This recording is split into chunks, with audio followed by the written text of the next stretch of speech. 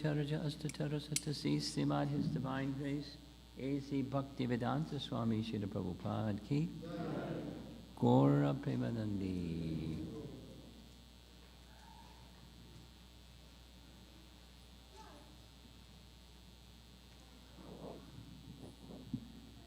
A little different than being in the temple room. So as you see on the screen, I hope it's still there, part 3 means you missed part 1 and 2.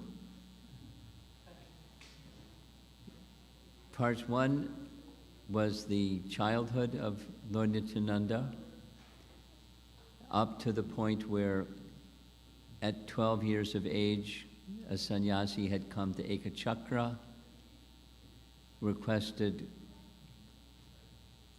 Nityananda's father to send his son with him for travel to holy places. Part 2 was visiting those holy places up until the time that he knew transcendentally that Chaitanya Mahaprabhu had begun his pastimes as a Vaishnava, because before it was his scholarly pastimes.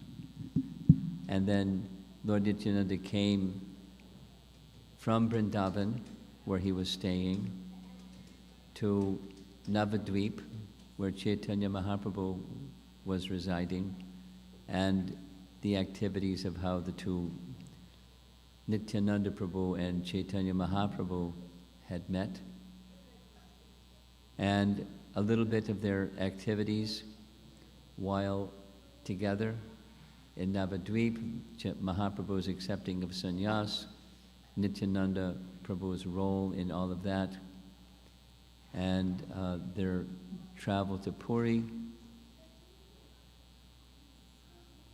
Nityananda breaking his danda. We discussed that nice pastime, mysterious pastime. Mahaprabhu's South Indian travel after reaching Puri, and then finally Shivananda Sain bringing the devotees from Bengal to Rath Yatra festival every year. And Lord Nityananda's very funny pastime of kicking Shivananda Sain in the chest. So that's where we ended.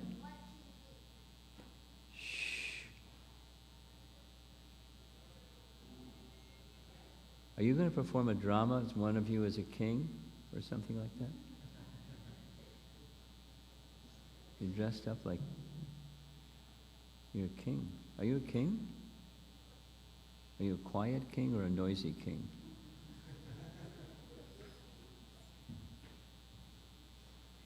I know what's going to happen. In 2.5 minutes, they're going to be doing their thing again.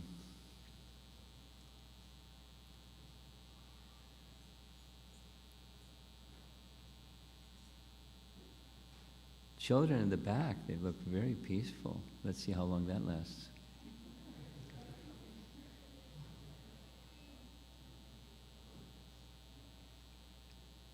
So part 3 is the later pastimes of Lord Nityananda. The later pastimes include Chaitanya Mahaprabhu meeting privately with Lord Nityananda a few years after the groups of devotees started making their visit from Bengal, going to Puri, staying for 4 months, going back for the remainder of the year, coming back again for Rath Yatra. Several years of that happened when Chaitanya Mahaprabhu, who we see here with the shaved head, embracing his transcendental brother Lord Nityananda, and making 2 requests of Lord Nityananda. 1, don't come back. But rather, the indication was, I'm here in Puri at the request of my mother, but my purpose in coming into this world was to distribute love of God, primarily through the chanting of the holy name of Krishna. So he made the request of Nityananda, you please do that on my behalf. You go back to Bengal here's some of my associates. They're transcendental madmen like you, and they'll be very good assistants for you to, throughout the whole of the land, distribute the chanting of the holy name. So Lord Nityananda simply wanted service, but service and separation, that was another thing. But he complied. And the other, he made a request of Lord Nityananda that he marry.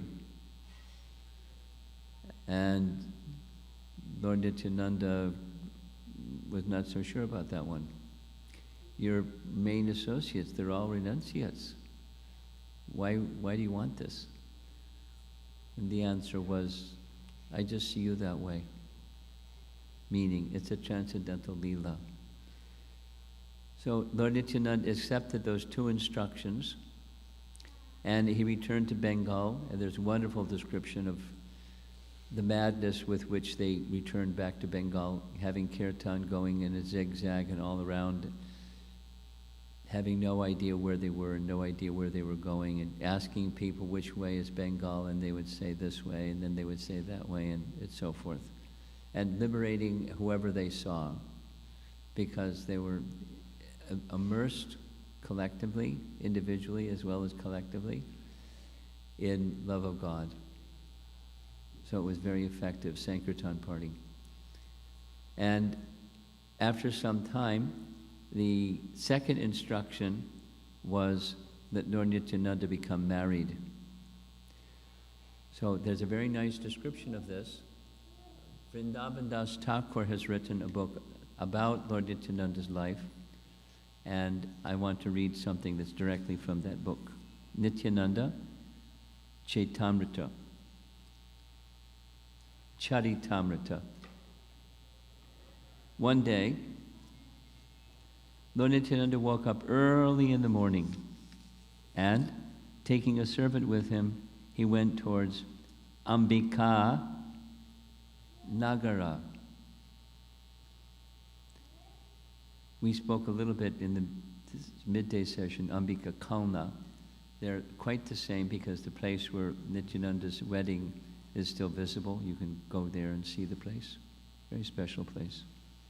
He took along Udarana Datta, who was a merchant by profession, and his intimate associates. Udarana Datta was one of the associates that Mahaprabhu sent with Nityananda for this purpose of preaching and inaugurating the Sankirtan mission in Bengal. Udarana Datta.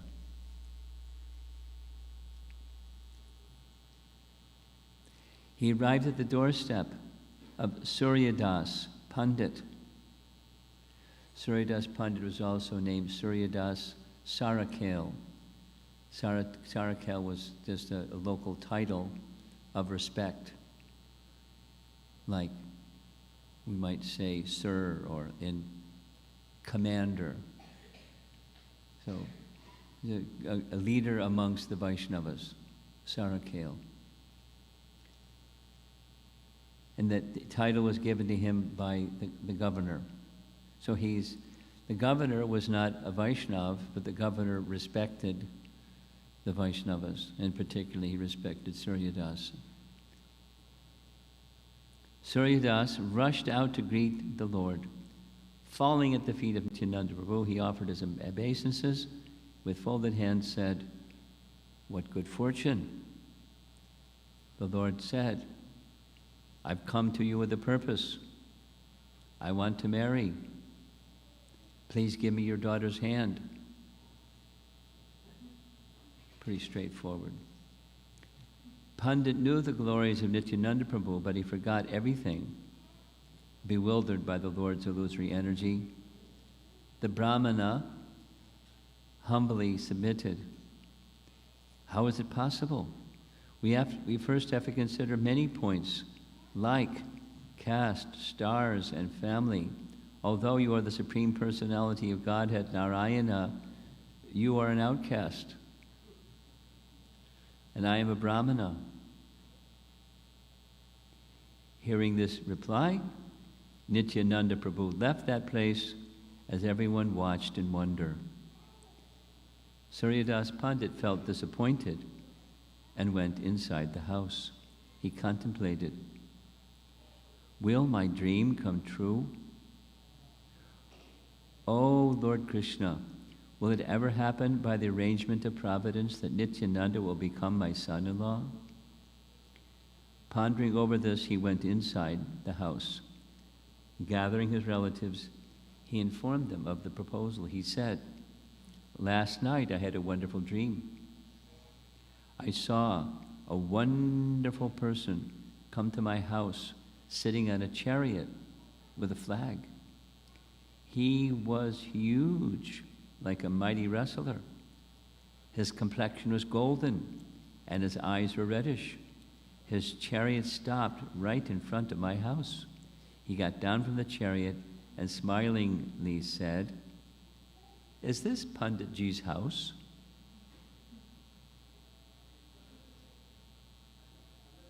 He carried a plow on his shoulder and held a stick in his hand. He gestured for me to come. Flowers decorated his hair, and he wore golden earrings. He dressed with blue garments, with anklets on his feet. He said to me, I'm going to marry your daughter. You haven't recognized me till today. Saying this, he suddenly disappeared. Then I got up from bed and found it was morning. So his daughter, he has two daughters. Janava was one of the daughters. As Janava heard the narration from within the room, her natural love for the Lord arose. Tears of love began to flow from her eyes. She covered her face with a cloth, but the cloth became soaked with her tears. The Pandit continued, oh friends, now I've told you my wonderful dream. Someone said, we see so many things in dream. Nityananda Prabhu is the supreme Brahman, and we are but householders. How can we offer our daughter? Suryadas Pandit was naturally soft-hearted. He became distressed and cried, save me, save me, because Lord Nityananda is an avadhuta. How's he going to maintain a wife? He's a madman, everyone knew.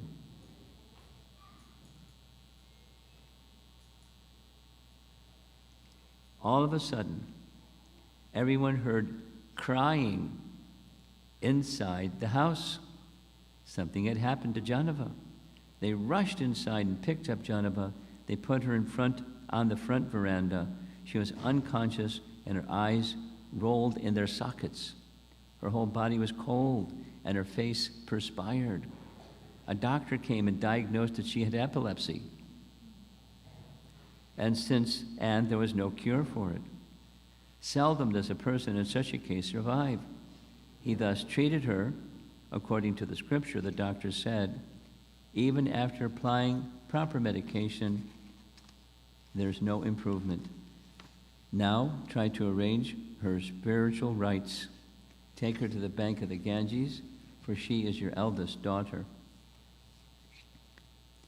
Hearing the words of the doctor, Suryadas began to cry. His younger brother, Gauridas Pandit, we heard about Gauridas Pandit today, however, consoled him, saying, I think we committed an offense at the feet of Avadhuta Nityananda. We must beg his pardon and bring him back as soon as possible. As long as we live in this world, we should try to maintain relationships. After death, relationships no longer remain. If he can protect our daughter, then we should arrange her marriage with him. This is my advice to all of you. This is our opinion, so let's all go to Nityananda Prabhu and fall at his feet. And so they did. Lord Nityananda was sitting under a banyan tree on the bank of the Ganges. Tears trickled from his eyes as he chanted the name of Krishna. Gauridas, along with his relatives, went to Nityananda Prabhu and fell at his lotus feet. The Lord quickly picked him up while patting his back. This is Glories. Nityananda said, "You've all forgotten me, O cowherd men." Then he put his hands on the shoulders. Suryadas fell at the feet of Nityananda Prabhu and lamented, "You bewildered me completely. You were able to do anything, yet you never inspired me to give up my attachment for Varnashram Dharma. Please give us the shelter of your lotus feet and do good to all of us." Saying this, the Pandit took Nityananda home. His daughter Janava was lying at the doorstep. Janava was covered with a cloth, and the sunshine fell on her.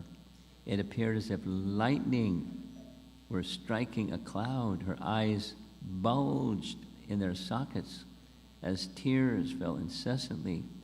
Her curly hair enhanced the beauty of her forehead. The signs of the final moments of life appeared on her body. At that moment, the aroma of the Lord's body entered her nostrils. As she smelled this aroma, she regained her consciousness and, touched by the art of revival, she hurriedly covered her face with cloth and said, "Where am I? What's happening?" Then she got up and entered the house. Nityananda Prabhu, the reservoir of transcendental pastimes, displayed his six-armed form in the courtyard of Suryadas Pandit. His two upper hands held a bow and arrow, his two middle hands plow and a stick, and his two lower hands carried a sannyas danda and a water pot. His head was decorated with a crown, and his ears were decorated with earrings. His entire body was radiant with valuable jewels and ornaments. Seeing this form of the Lord, everyone fell at his feet. Pandit prayed to the Lord with folded hands. That's Suryadas. All the brahmanas gathered there were struck with wonder, seeing the form of the Lord. Soon this form disappeared from everyone's vision, and only Lord Nityananda remained. Suryadas then called his family priest and carefully chose an auspicious day for marriage. From that day, there was a constant celebration at the Pandit's house. His friends and relatives began to arrive day by day, and there's a big section of all the rituals for marriage. The Lord entered a secluded inner room and remained there for 3 days continually. Finally, the auspicious time for marriage arrived. More rituals. Marriage was performed, and it's not they lived happily ever after. There's a very nice ending. They were having lunch. Nityananda and Jana were having lunch, and the second sister, Vasudha, was serving them. And as she was serving them lunch, the cloth covering her head started to slip. So rather than interrupting the serving, 2 extra arms manifested to cover her head. And Lord Nityananda said, I'd like her as my dowry. So he had 2 wives, Vasudha and Janava. Pretty interesting marriage, huh? So that's the marriage of Lord Nityananda. Here's a nice drawing showing in their wedding attire, and they settled in Kardaha. And from that point on, here's a nice deity of the 2 co-wives of Lord Nityananda, Janava and Vasudha. Another very nice incident, of course, Lord Nityananda didn't just stay in Kardaha, he traveled to carry out the order of Mahaprabhu, but now as a grahastha. And at a certain point in time, the nephew of Rupa and Sanatan Goswami named Jiva Goswami desired to be with his two uncles in Vrindavan. And he became inspired to go visit the place of Chaitanya Mahaprabhu's childhood activities in Navadvip. There he was met by Lord Nityananda, who knew that he was coming, and so he came. And Lord Nityananda personally took Jiva Goswami to the places of Lord Chaitanya's pastimes. All of that is described in a book by Bhaktivinoda Thakur, Navadvip Dham Mahatmya and Navadvip Dham Parikrama, this tour. And interestingly, Lord Nityananda referred to a place in the scripture where a wonderful golden temple would rise in this very place. He described the Adbhuta Mandir, something of a prophecy of the Temple of Vedic Planetarium. Lord Nityananda was very merciful. He instructed Jiva, yes, you should take the shelter of your two uncles, but before you take shelter of your two uncles, please take scriptural instruction from a student, a Sarvabhauma Bhattacharya named Madhusudana Saraswati. Go to Benares and study with him for some time. So that's what, under Lord Nityananda's instruction, that's what Jiva Goswami did, and he became very accomplished during that period of time, even before he moved to Vrindavan and began his writings in Vrindavan. Mercy of Lord Nityananda to get residence in Vrindavan and further training also. Another very wonderful event in the life of Chaitanya Mahaprabhu was his granting the association of Lord Chaitanya to Raghunath Das Goswami.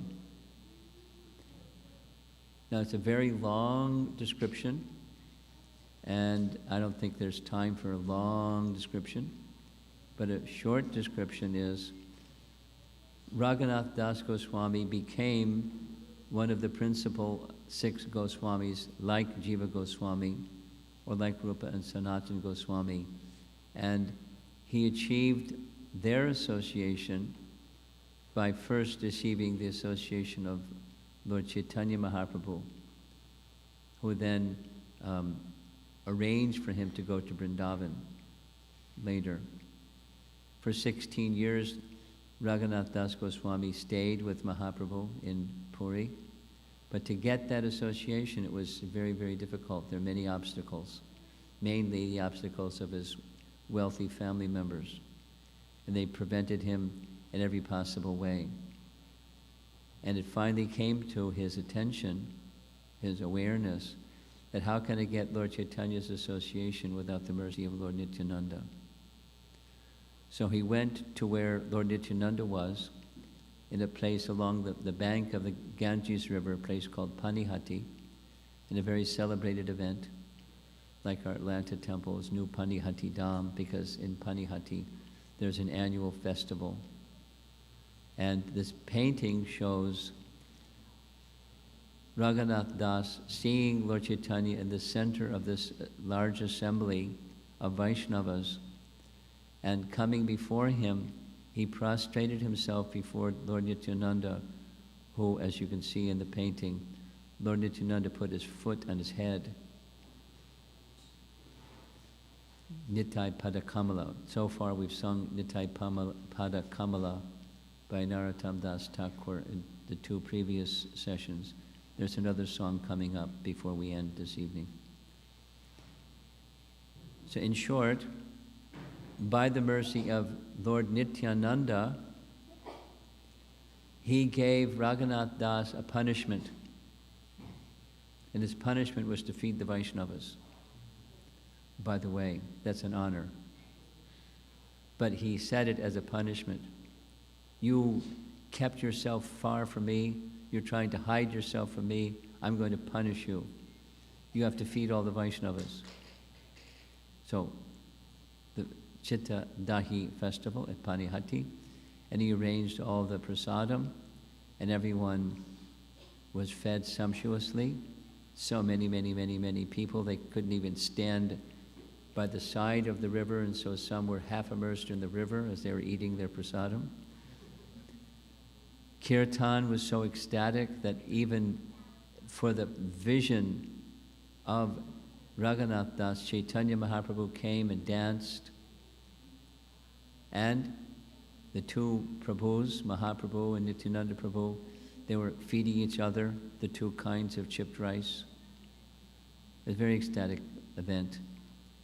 And in the end, he, Nityananda, gave his blessing. Very soon you will be in Lord Chaitanya's association. So transcendentally speaking, Raghunath Das finally, by the mercy of Nityananda, got the association of Lord Chaitanya. So if you want the association of Lord Chaitanya, you know what to do. You get the mercy of Lord Nityananda. And if you want to get the mercy of Lord Nityananda, you know what to do. You approach the Jaghais and Madhais of this world. We discussed that today. You can also distribute prasad to the Vaishnavas. That's also very nice. Distribute Adi Leela chapter 5. Chapter 5 of Adi Leela is focused on Lord Nityananda, and this is later in the chapter, but it's Krishna Das revealing some truths about Lord Nityananda's mercy. The ocean of Lord Nityananda's glories is infinite and unfathomable. Only by his mercy can I touch even a drop of it. Please listen to another glory of his mercy. He made a fallen living entity climb to the highest limit. To disclose it is not proper, for it should be kept as confidential as the Vedas. Yet I shall speak it to make his mercy known to all. O Lord Nityananda, I write of your mercy out of my great exaltation. Please forgive me for my offenses. Lord Nityananda Prabhu had a servant named Miniketan Ramdas, who was a reservoir of love. At my house, there was a Sankirtan day and night, and therefore he, that's Miniketan Ramdas, visited there, having been invited. Absorbed in emotional love, he sat in my courtyard, and all the Vaishnavas bowed down at his feet. In a joyful mood of love of God, he sometimes climbed up on their shoulders while they were offering obeisances, and sometimes he struck others with his flute, or mildly slapped them. When someone saw the eyes of Miniketan Ramdas, tears would automatically flow from his own eyes, from a constant shower of tears flowing from the eyes of Miniketan Ram. Sometimes there were eruptions of ecstasy like kadamba flowers on some parts of his body, and sometimes one limb would be stunned while another would be trembling. Whenever he shouted aloud the name Nityananda, the people around him were filled with great wonder and astonishment.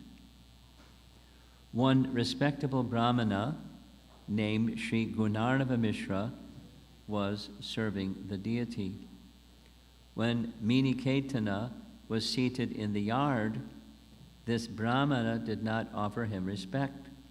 Seeing this, Ramdas became angry and spoke, quote, "Here I find the second Ramaharshan Sutta, who did not stand to show honor when he saw Lord Balaram." After saying this, he danced and sang to his heart's content, but the Brahmana did not become angry, for he was then serving Lord Krishna.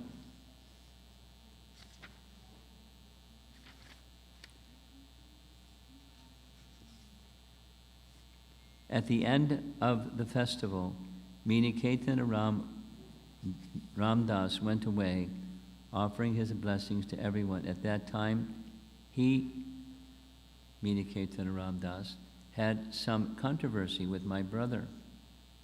My brother had firm faith in Lord Chaitanya, but only a dim glitter of faith in Lord Nityananda.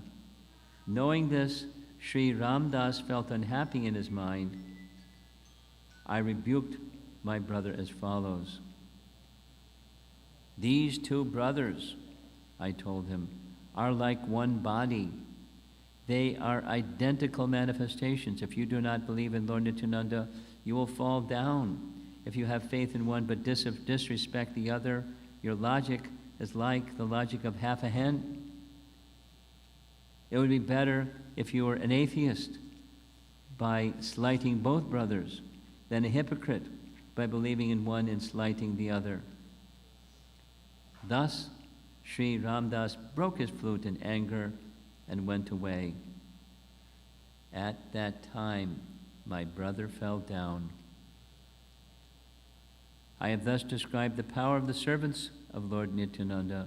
Now I shall describe another characteristic of his mercy. That night, Lord Nityananda appeared to me in a dream.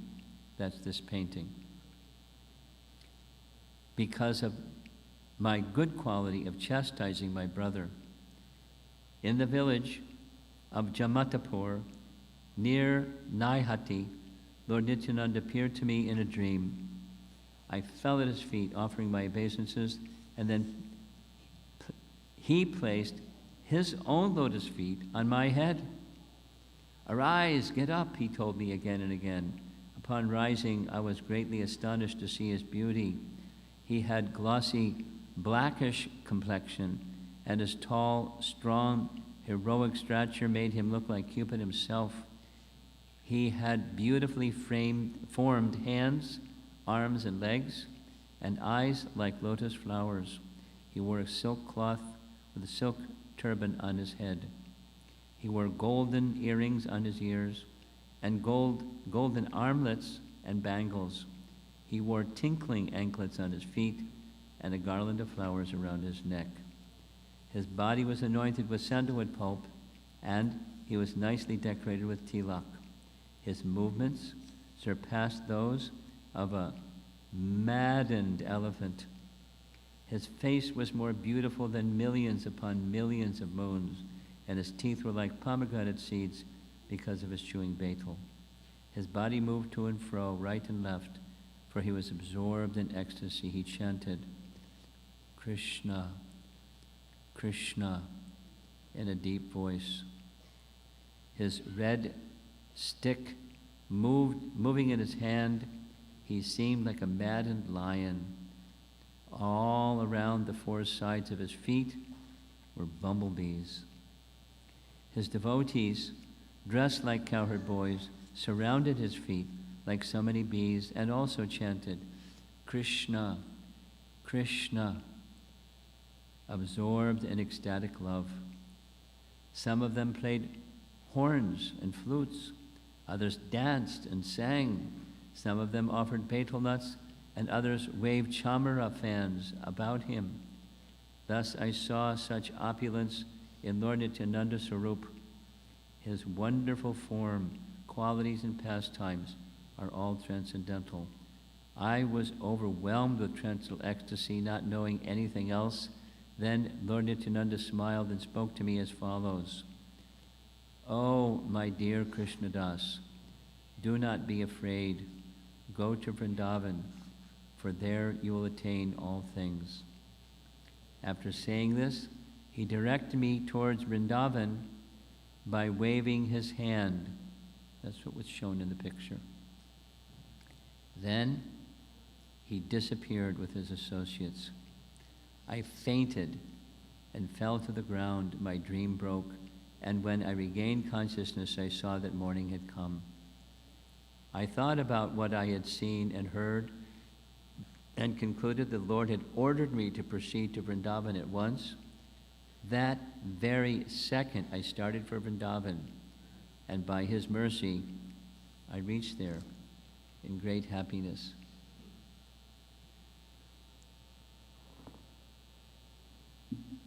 So he's a bestower of Vrindavan, a bestower of transcendental mercy on many different devotees.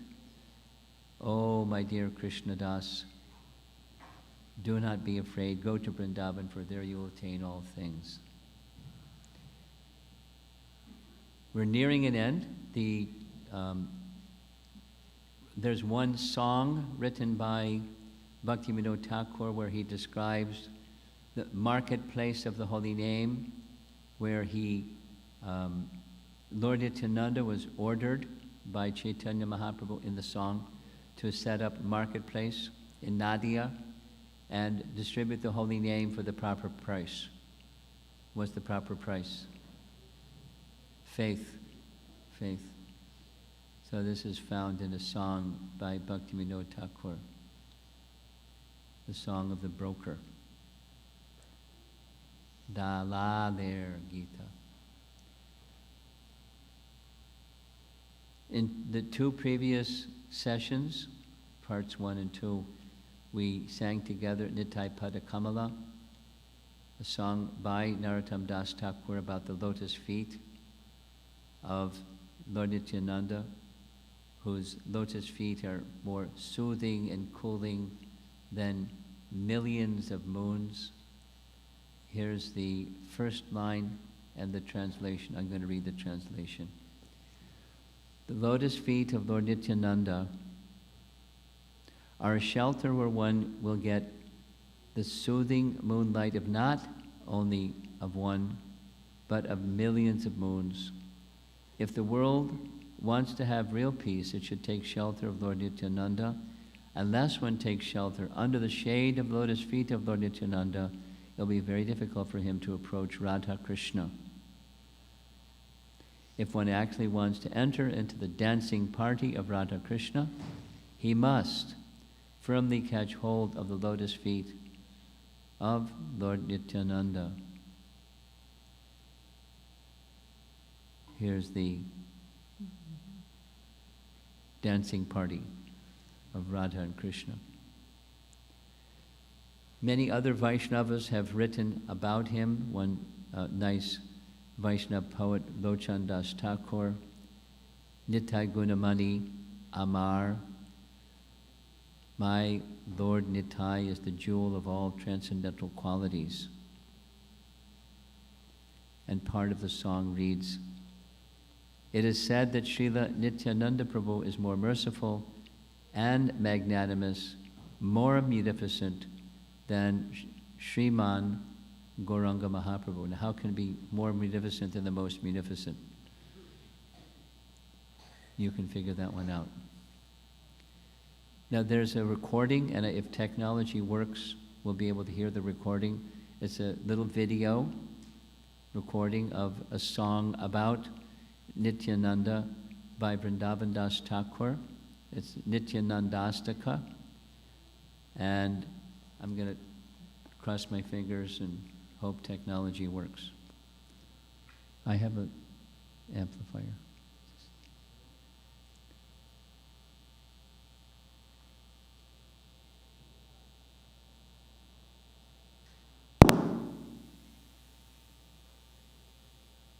Well, is that working?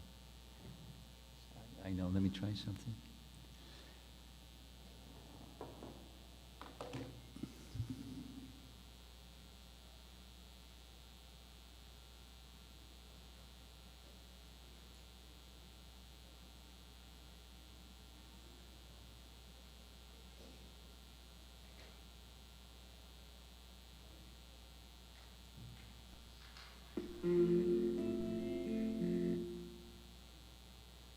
Oh no.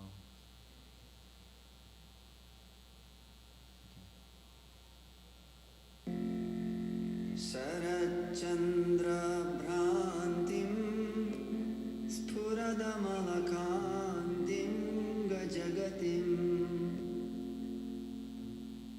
Hari Premon Mattam Dhrita Paramasatvam Smitamukham Sada Ghurnan Netram Karakalita Vetram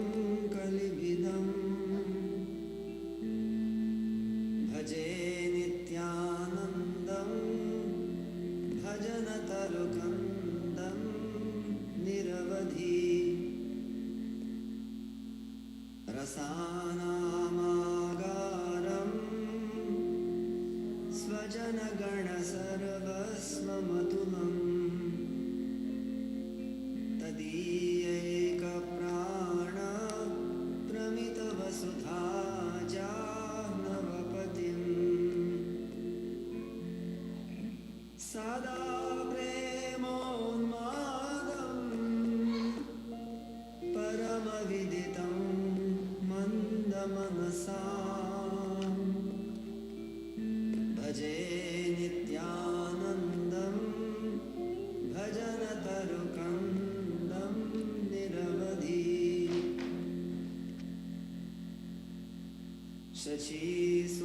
शचीसूनुप्रेष्ठं निखिलजगदीष्टं सुखमयम् कलौ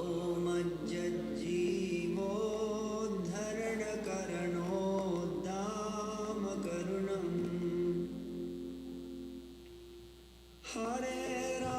हरेराख्यानादा भवजलधिकर्मोन्नतिहरम् भजे नित्यानन्दं भजनतरुकन्दं निरवधि अये भ्रातर्नृणां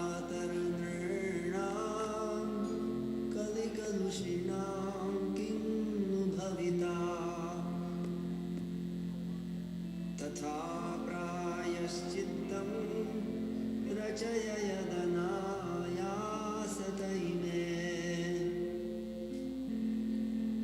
व्रजन्ति त्वामित्थं सह भगवता मन्त्रयति यो भजे नित्यानन्दं भजनतरुकन्दं निरवधि यथेष्टङ्ग्रे भ्रातः कुरु हरिहरिध्वानिमनिशम् ततो वः संसाराम्बुधितरणदायो मयि लगेत् इदं बाहुस्फोटैरटतिरटयन् यः प्रतिगृहम् भजे नित्यानन्दं भजनतरुकन्दं निरवधि बलात् संसाराम्भो निधिहरणकुम्भोद्भवमहो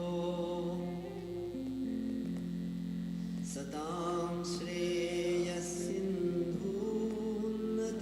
श्रेयस्सिन्धून्नतिकुमुदबन्धुं समुदितम्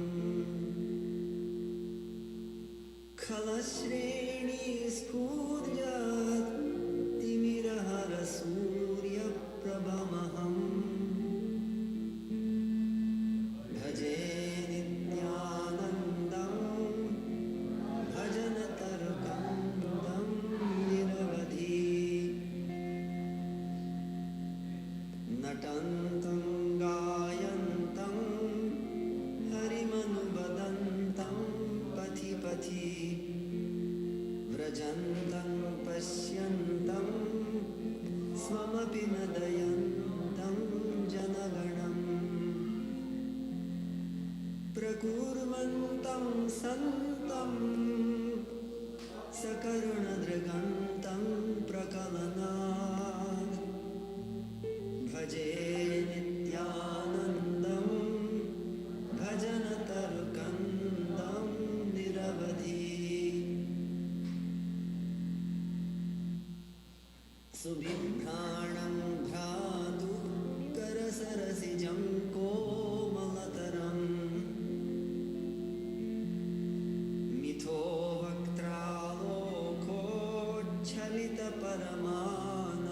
वक्त्रालोकोच्छलितपरमानन्दहृदयम् भ्रमन्तं माधुर्यैरहमदयन्तं पुरजनान् भजे नित्यानन्दं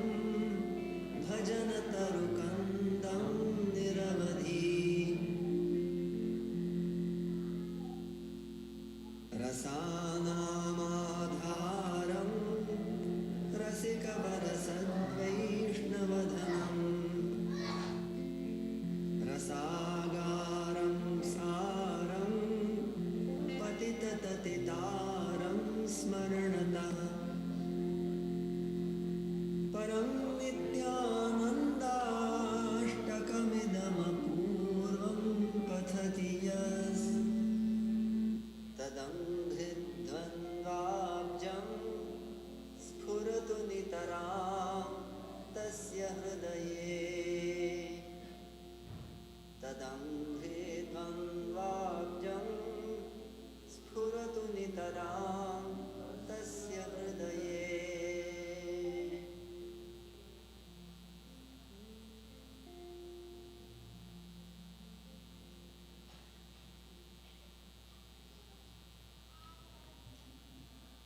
Well done, huh? Here's a nice photo of the deity of Lord Nityananda in Sridham Mayapur.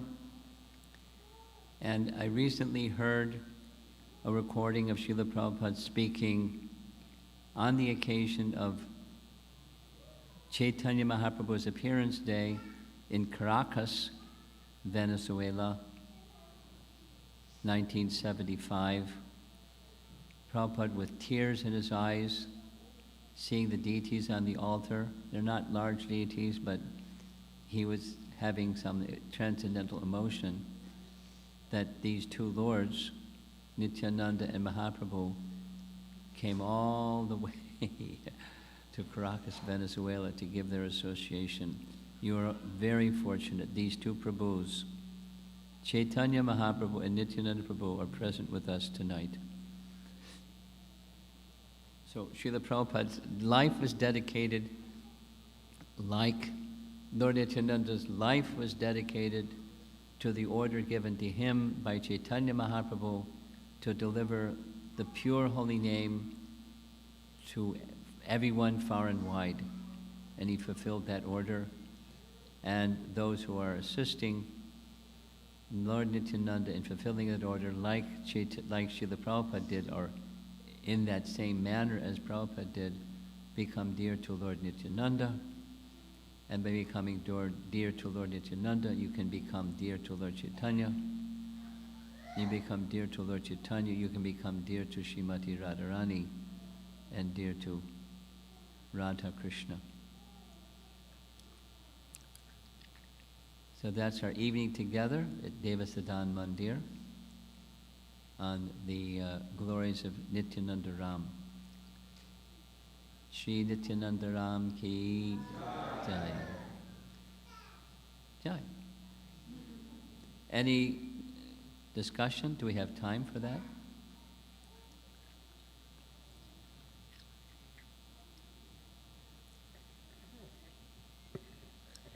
Raj, I found it really interesting to hear how Lord Nityananda displayed his Shadbhuj. It's like his Shadbhuj form. Surya Das, I think it was. And I've always only heard of Shadbhuj Gauranga. So I was wondering, do we call him technically Shadbhuj Nityananda, this form? Or is Your question is, you had never heard the pastime before, so now your question is what? I'd never heard that Lord Nityananda also displayed a six-arm form. Right. And it's, if I heard correctly, it's the same as Lord Chaitanya's Well, the 6 arms are the same. The form may have looked different, I don't know. But the description is the same 6 arms. Okay. And then, so is it appropriate to refer to him as Nityananda? Yeah. Okay. Sadbhuj Nityananda. And I'm also curious if there's a deity, because we have seen deities of Shadbhuj Gauranga, but I've never seen. Well, he didn't show a flute. He showed a stick and plow, or club and plow, Balaram's paraphernalia. And Lakshmana, bow and arrow, no problem. So, little difference, no flute. Balaram, feature.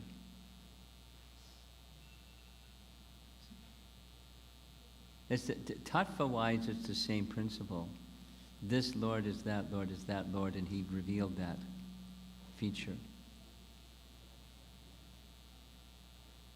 Is that satisfying?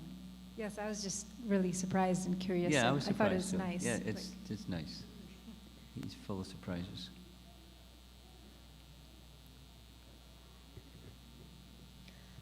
Hare Krishna Maharaj. So this morning you had said in like discussion we were having how you can do service. You don't have to like necessarily go out and do like books distribution and everything. Speak slowly. So Say it again. so this morning we were talking about how you don't necessarily have to go out and do book distribution, but you can also do service that's more like for you, like related to your character. And even in this class, you were saying to approach Nityananda Prabhu, you can either feed the Vaishnavas, or you can approach the Jagais and Madais. So how do I not take this as an excuse to like grow Do what you're myself? comfortable with? Yeah, like Yeah. just become complacent, yeah. Well, what's important is not to feel comfortable. What's important is to please the Lord. And if it makes you feel uncomfortable and you're doing to please the Lord, it's not just I'm doing it uncomfortable because I'm dutiful and saluting to the flag, but to please the Lord. And then the other is something you may feel comfortable with. That may be why you're doing it instead of to please the Lord. You get the picture. Just in terms of our founder Acharya, he wanted us one and all. It's not like arm twisting, but he wanted us one and all to assist him in his mission as best we could. And one of the principal methods that he repeated so many times is distributing books. So it's not whether you're comfortable or not, whether you're good at it or not. It's that you assist the mission according to your capacity.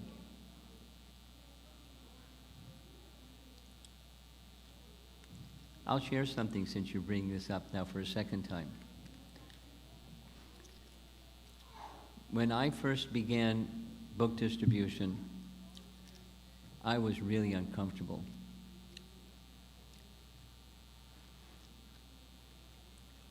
By nature, a little reserved, a little shy, and this is just like 180 the opposite direction. So, but I did it, and I did it, and I did it, and I did it, and I did it. And it's not like at some point in time I was waking up in the morning thinking, I can't wait to go out and do that which I feel uncomfortable. But what rose was there's a purpose of this, a transcendental purpose, and that was the inspiration. I never really, to be honest, I never really got over the discomfort because of being reserved, etc. Having a psychophysical nature like that. But the others started to grow and grow and grow and grow because it was being done for one reason only. This is something our founder Acharya wanted, and the reason he wanted it was, and we knew what the reason was, and so we did it because it was part of it. It was a major part of his mission. How much time and energy he dedicated to providing transcendental literatures, and used that as a platform for flooding the world with a world filled with ignorance with knowledge, or a world filled with darkness with light, or the antidote for the age of Kali. It was, along with Harinam and and Prasadam distribution, it was fundamental. So that you can meditate on that. So if it's not that next time you have an opportunity to go in book distribution, you're going to feel, yeah. You may feel, oh no, it's not my nature, but here I go, because I know it's pleasing. So the more you can exercise that pleasing Krishna muscle, or pleasing our founder Acharya, or the mission of Lord Chaitanya muscle, you'll become spiritually stronger. And then the things that you like to do, that'll be more the mood in which you do the things you like to do. Little comment on your... Thank you for the boldness in asking twice the same question. You want to say something? That's what I mean. Do you want to raise a question? He's volunteering to go on book distribution. He'll cover for you. I don't think so. Hare Krishna Maharaj, I was wondering, so like on that same sort of line of thinking, to what degree do we take our nature into account? To what degree do we do what? Do we take our nature into account for our service? To what degree do we engage according to our nature? That's your question? Like consider our nature. We consider? Like, well, how can you not? But so, to what degree? We had this discussion. I'm fine doing it again. It was in Farmington Hills. There's paradharma and there's swadharma. Swadharma has everything to do with my nature. Varna and ashram alike. Swadharma. I have my nature, and so I have duties according to my nature. And so it's good for someone guiding you, and it's good for you also to recognize what your nature is and customize what you do and the regulations through which you do what you do according to Scripture, Swadharma. At the same time, what's the purpose of that Swadharma? So your question was to what degree, and I'm saying, it's Swadharma should be, but then at the same time, what's the purpose of it? And the purpose of it is to satisfy Vishnu. Supposing one does Swadharma without acknowledging the purpose of it, it doesn't have the same force or spiritualizing effect. Now, and then, supposing there's something that you're asked to do that you feel is not your nature. Supposing you're asked to wash the pots, for example, and somebody tells you it's good for you. You'll make your heart clean by washing pots, Prabhu. We have a lot of pots over there. It's been a big festival, Rath Yatra festival. We got 10 zillion pots. And we couldn't find another one to help you, so it's all your service, Prabhu.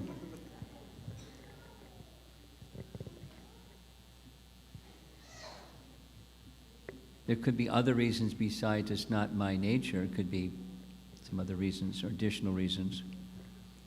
But it's purifying to do that which may not be. So if the consciousness is right, that's the criterion. How much can you see that this is good for me?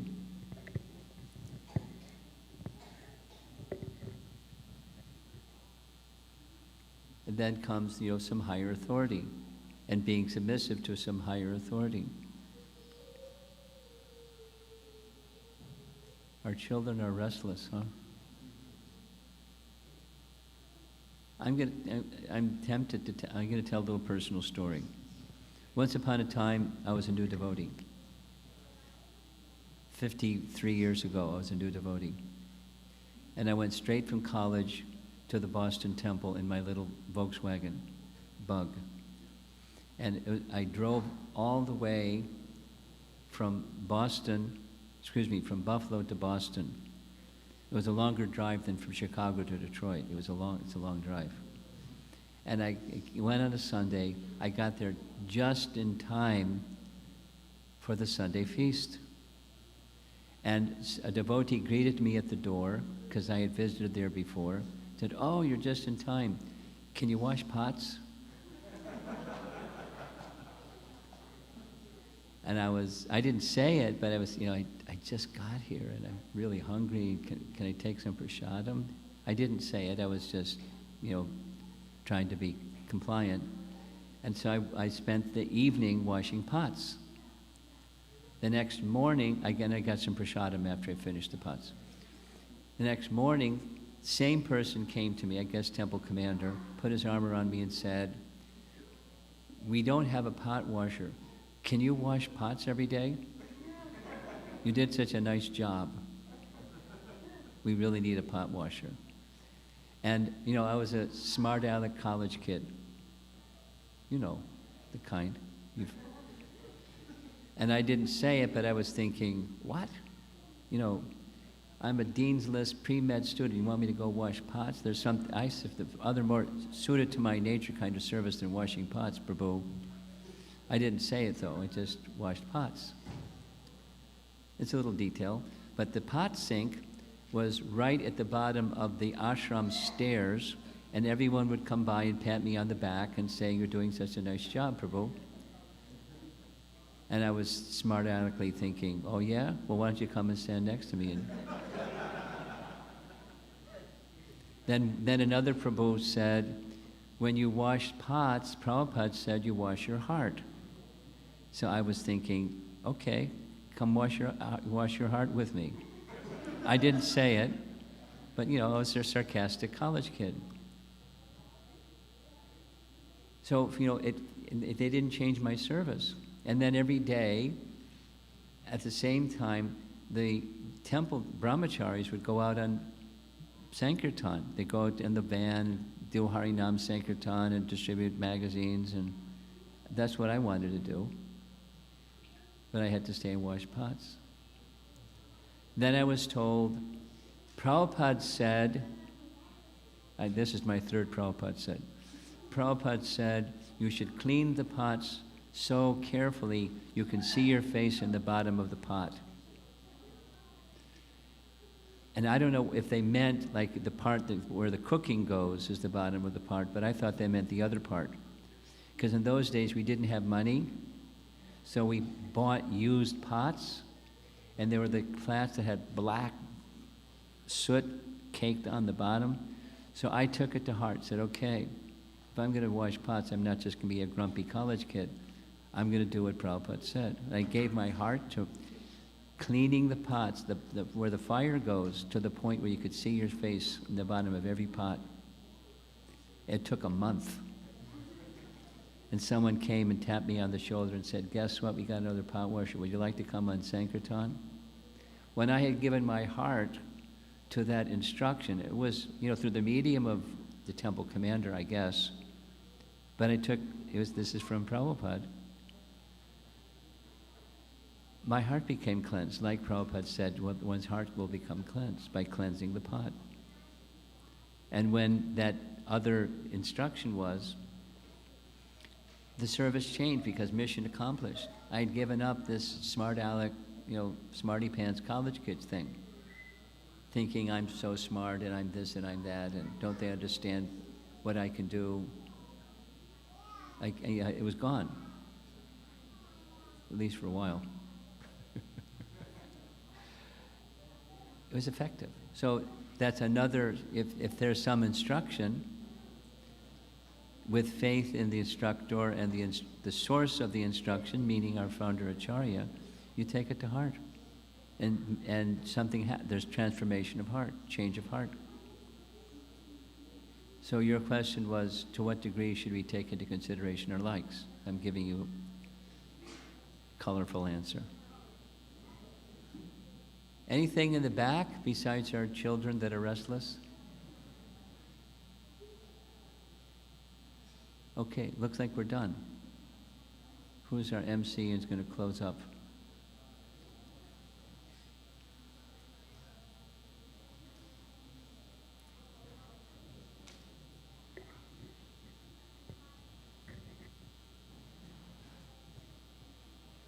By the way, I've never heard such a nice introduction as what you did at the beginning. It was very, very nice. Very well done. And you spoke very slowly and clearly. Most announcers don't do that. So, double congratulations. Thank you very much.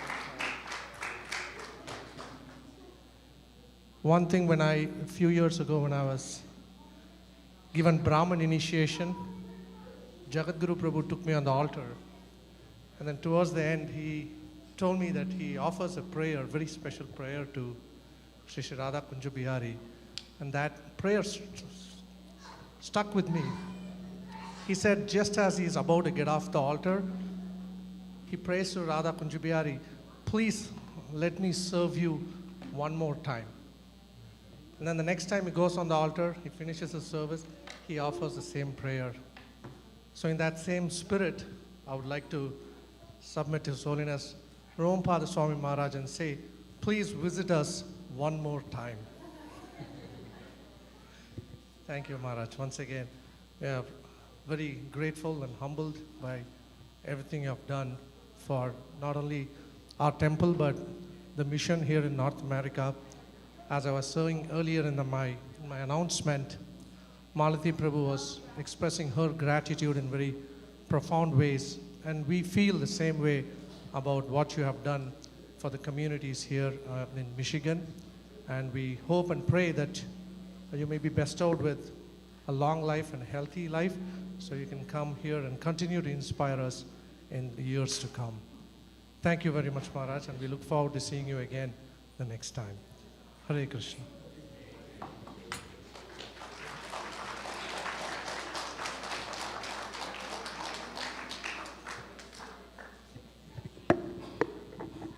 I guess it's prasadam time. Everybody knows what to do. Haribol.